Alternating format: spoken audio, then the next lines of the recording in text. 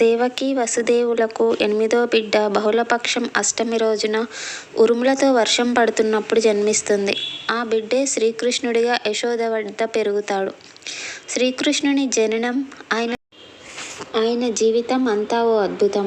యుగయుగాలుగా ఆయన తత్వం, ఆయన జీవితం మానవజాతిని విశేషంగా ప్రభావితం చేస్తుంది. ఉత్తరప్రదేశ్లోని మథురలో కృష్ణుడు జన్మించినట్లు పురాణాలు చెబుతున్నాయి. పురాణాల ప్రకారం మథురలో ఉగ్రసేనుడు ఒక ప్రముఖ యాదవరాజు. ఉగ్రసేన మహారాజు వృద్ధుడు కావడం వలన అత్యాశపరుడైన అతని కొడుకు కంసుడు తన తండ్రిని కారాగారంలో పెట్టి అధికారాన్ని చేజిక్కించుకుంటాడు.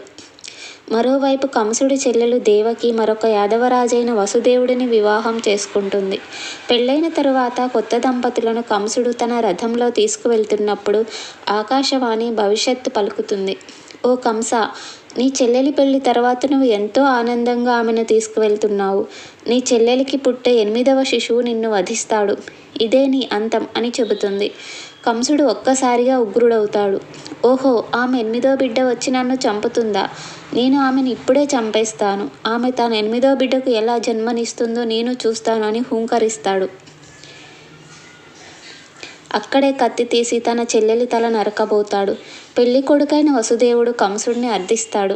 దయచేసి ఆమె ప్రాణం తీయకు. ఆమె 8వ సంతానమే కదా నిన్ను చంపేది. నేను మాకు పుట్టిన పిల్లలందరినీ నీకు ఇస్తాను. నువ్వు వాళ్ళని చంపవచ్చు. కానీ దయచేసి నా భార్యను వదిలిపెట్టు అని కంసుడితో వసుదేవుడు ఒక ఒప్పందం కుదుర్చుకుంటాడు. కానీ కంసుడు తన ప్రాణం మీద ఉన్న తీపితో చెల్లెలిని, బావని గృహ నిర్బంధంలోంచి ఎప్పుడూ కాపలా ఉండేటట్లు ఏర్పాటు చేస్తాడు. మొదటి బిడ్డ పుట్టగానే కాపలా వాళ్ళు కంసుడికి ఈ వార్తను చేరవేస్తారు. ఆయన రాగానే దేవకీ వసుదేవులు 8వ సంతానమే కదా నిన్ను చంపేది. ఈ బిడ్డను ప్రాణాలతో వదిలేయమని ఏడ్చి ప్రాధేయపడతారు.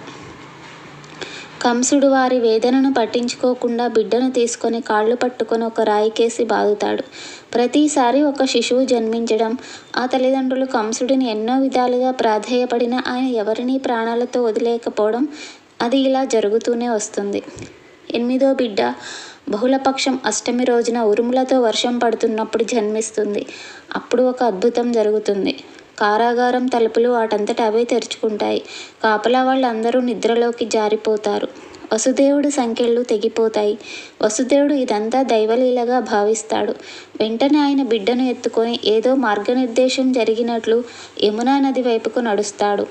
ఆ ప్రదేశమంతా వరదతో మునిగి ఉన్నా ఆశ్చర్యకరంగా ఆయన నదిని దాటే మార్గం తెరుచుకునే ఉంటుంది. వసుదేవుడు నదిని దాటి నంద యశోదల ఇంటికి వెళ్తాడు. యశోద అప్పుడే ఒక ఆడపిల్లకు జన్మనిస్తుంది. అది ఎంతో కష్టమైన ప్రసవం కావడం వలన ఆమె స్పృహలో ఉండదు. వసుదేవుడు ఈ ఆడపిల్ల స్థానంలో కృష్ణుడిని ఉంచి ఆ ఆడపిల్లను తీసుకుని తిరిగి కారాగారానికి వచ్చేస్తాడు.